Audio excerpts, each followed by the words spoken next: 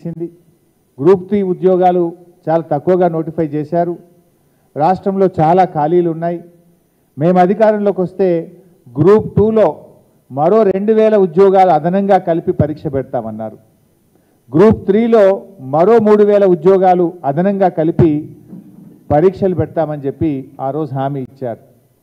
కానీ ఈరోజు పిల్లలు వెళ్ళి అడిగితే ఏమంటున్నారంటే ఇప్పుడేం అవకాశం లేదు, అన్ని పోస్టులు ఖాళీ లేవు అని మొహం చాటేస్తున్నారు. సార్, ఇవాళ ప్రధాన ప్రతిపక్షంగా మీరైనా ఈ ప్రభుత్వం మెడలు వంచండి, శాసనసభలో ప్రశ్నించండి అని చెప్పి ఆ నిరుద్యోగ యువత ఈరోజు మాకొచ్చి రిప్రజెంట్ చేయడం జరుగుతూ ఉంది.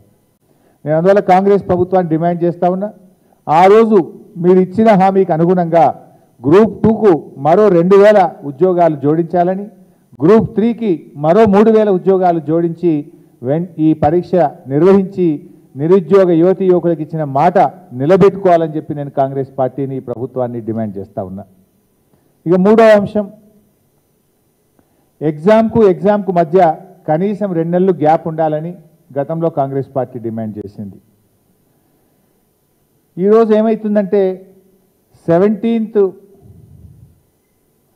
జూలై నుంచి 31st జూలై వరకు డిఎస్సి ఎగ్జామ్ నిర్వహిస్తూ ఉన్నారు. ఆగస్టు 7, 8వ తేదీల్లో గ్రూప్ 2 పరీక్ష నిర్వహించారు. అంటే ఎగ్జామ్కు మధ్య కేవలం 7 రోజుల సమయం మాత్రమే ఉన్నది. గతంలో కాంగ్రెస్ పార్టీ పిల్లలు ఎట్లా చదువుకుంటారు, కనీసం 2 నెలలు గ్యాప్ ఉండాలని చెప్పి మాట్లాడినటువంటి కాంగ్రెస్ పార్టీ ఈరోజు పిల్లలు పోయి మాట్లాడితే అవకాశం లేదు అని చెప్పి ముఖం చాటేస్తున్నారు, మాట తప్పుతున్నారు అని చెప్పి పిల్లలు అంటా ఉన్నారు. సంగీత అనే ఒక అమ్మాయి పరీక్షలు రాయడంలో తేదీలు దగ్గరగా ఉండి ఒత్తిడిలో ఆత్మహత్య చేసుకున్నదని కూడా ఆ పిల్లలు మా దృష్టికి తెచ్చారు. ఆ ఒత్తిడికి లోనైపోయి దగ్గర పరీక్షలు పెట్టడం ద్వారా ఇదే అశోక్ నగర్లో కోచింగ్ సెంటర్లో శిక్షణ తీసుకుంటున్న సంగీత అనే అమ్మాయి ఈ మధ్యకాలంలో ఈ ప్రభుత్వం వచ్చిన తర్వాత ఆత్మహత్య చేసుకోవడం జరిగింది. అంటే నిరుద్యోగ యువత ఆత్మహత్య చేసుకున్నా మీకు కనికరం లేదా? మీరు కళ్ళు తెరవరా? మీరు ఆనాడిచ్చిన భాషణలు ఏమైపోయినాయి, ఆనాడిచ్చిన ఉపన్యాసాలు ఏమైపోయినాయి? ఇప్పటికైనా ఆ యువతకి ఇచ్చిన మాటకు అనుగుణంగా పరీక్షకు మధ్య 2 నెలల కాల వ్యవధిని పెట్టాలని చెప్పి ప్రభుత్వాన్ని మేము డిమాండ్ చేస్తూ ఉన్నాం. 4వ అంశం, మేము జాబ్ క్యాలెండర్ ఇస్తామని చెప్పారు. అన్ని పత్రికల్లో ఫుల్ పేజ్ యాడ్లు ఇచ్చారు. 1 సంవత్సరంలో 2 లక్షల ఉద్యోగాలు నింపుతామని, ఏడాదిలోగా 2 లక్షల ఉద్యోగాలు నింపే బాధ్యత మాదని, 6 గ్యారంటీల్లో భాగమని ప్రమాణాలు చేశారు. ఇద్దరు సంతకం పెట్టారు, ఆనాటి పిసిసి అధ్యక్షుడు అదేవిధంగా ఆనాటి శాసనసభాపక్ష నాయకుడు ఇద్దరు సంతకాలు పెట్టి ప్రజల్ని నమ్మించారు. బాండ్ పేపర్లు రాసిచ్చారు. అన్ని పత్రికల్లో ఫుల్ పేజ్ యాడ్లు ఇచ్చారు. ఇది చూడండి అడ్వర్టైజ్మెంట్, ఒక్కొక్క పత్రికలో ఫుల్ పేజ్ యాడ్లు ఇచ్చారు.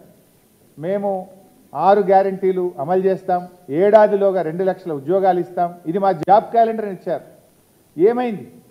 ఎన్నికల ముందు జాబ్ క్యాలెండర్ ఇచ్చిన మీరు ఇవాళ అధికారంలోకి వచ్చిన తర్వాత 6 నెలలైనా జాబ్ క్యాలెండర్ ఎందుకు విడుదల చేయలేదు అని నేను నిరుద్యోగ యువతి యువకుల పక్షాన్ని అడుగుతా ఉన్నా.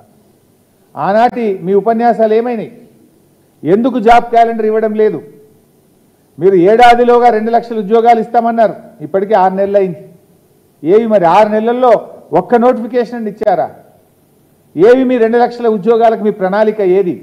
మీ జాబ్ క్యాలెండర్ ఏది? అంటే ఆనాడు ప్రతిపక్షంలో మాటలు కోటలు దాటినాయి, నేడు అధికారంలోకి వచ్చినాక మీ చేతలు గడప దాటిన పరిస్థితి. ఇది నిరుద్యోగ యువతి యువకులను మోసం చేయడం కాదా? ఎందుకు 6 నెలలైనా మీరు జాబ్ క్యాలెండర్ ఇవ్వలేదో ఇవాళ యువతి యువకులకు సమాధానం చెప్పాలని చెప్పి నేను డిమాండ్ చేస్తూ ఉన్నా. 5వది, ఆ రోజు ఏమన్నారు? రాష్ట్రంలో 25,000 ఉపాధ్యాయ పోస్టులు ఖాళీగా ఉన్నాయి. మేము అధికారంలోకి వస్తే మొదటి క్యాబినెట్లోనే మెగా డిఎస్సికి 25,000 ఉద్యోగాలతో నింపుతామని మాట ఇచ్చారు. ఏమైంది మీ మెగా డిఎస్సి? ఇవాళ ఎందుకు 11,000 ఉద్యోగాలకే పరిమితం చేశారు? ఆనాడు 25,000 ఖాళీలు ఉన్నాయని చెప్పిన మీరు ఇవాళ మెగా డిఎస్సిని 11,000కే ఎందుకు పరిమితం చేశారు? ఇచ్చిన మాట ప్రకారంగా ఉపాధ్యాయ ఉద్యోగాలను 25,000కు పెంచి మెగా డిఎస్సిని మరి నిర్వహించాలని చెప్పి బీఆర్ఎస్ పార్టీ డిమాండ్ చేస్తూ ఉంది. ఇవాళ ఈ రాష్ట్రంలోని నిరుద్యోగ యువతి యువకుల పక్షాన ఇవాళ ఈ రాష్ట్ర ప్రభుత్వం ముందు 5 డిమాండ్లు సూటిగా పెడతా ఉన్నాం. ఈ 5 డిమాండ్లు కూడా మీరు రాతపూర్వకంగా ఇచ్చిన హామీలు, మీరు నిరుద్యోగ యువతీ యువకులకు మీ ఉపన్యాసాలలో ఇచ్చిన హామీలు, ఇవన్నీ కూడా మీరు ప్రజలకు ఇచ్చిన హామీలు అడుగుతున్నాం. మేము కొత్త డిమాండ్లు ఏం పెట్టడం లేదు. సో డిమాండ్ నెంబర్ 1, గ్రూప్ 1లో 1:100 చొప్పున మెయిన్స్ పరీక్షలకు పిల్లల్ని అనుమతించాలి. డిమాండ్ నెంబర్ 2, గ్రూప్ 2లో 2000 ఉద్యోగాలు పెంచి గ్రూప్ 3లో 3000 ఉద్యోగాలు పెంచి గ్రూప్ 2, గ్రూప్ 3 పరీక్షలు నిర్వహించాలి అని చెప్పి డిమాండ్ చేస్తూ ఉన్నాం. Demand number 3, exam to exam మధ్య 2 నెలల గ్యాప్ ఉండాలని చెప్పి ఆ రోజు మీరు ఇచ్చిన మాటను అమలు చేయాలని, ఇప్పటికే ఇచ్చిన తేదీలు వాటిని మార్చి ఎగ్జామ్ టు ఎగ్జామ్ 2 నెలలు వ్యవధి ఉండే విధంగా ఇచ్చిన మాట నిలుపుకోవాలని చెప్పి డిమాండ్ చేస్తూ ఉన్నాం. డిమాండ్ నెంబర్ 5, 2 లక్షల ఉద్యోగాలతో జాబ్ క్యాలెండర్ ఇస్తామని చెప్పి 6 నెలలైనా ఇప్పటిదాకా జాబ్ క్యాలెండర్ విడుదల చేయలేదు. ఏడాదిలోగా 2 లక్షల ఉద్యోగాలు నింపుతామన్నారు. ఆ 2 లక్షల ఉద్యోగాలు వచ్చే 6 నెలల్లో ఎలా నింపబోతున్నారు? ఆ జాబ్ క్యాలెండర్ను విడుదల చేసి ఆనాడు ఇచ్చిన మాట ప్రకారంగా వచ్చే 6 నెలల్లో 2 లక్షల ఉద్యోగాల నియామకాల ప్రక్రియ పూర్తి చేయాలని డిమాండ్ చేస్తున్నాం.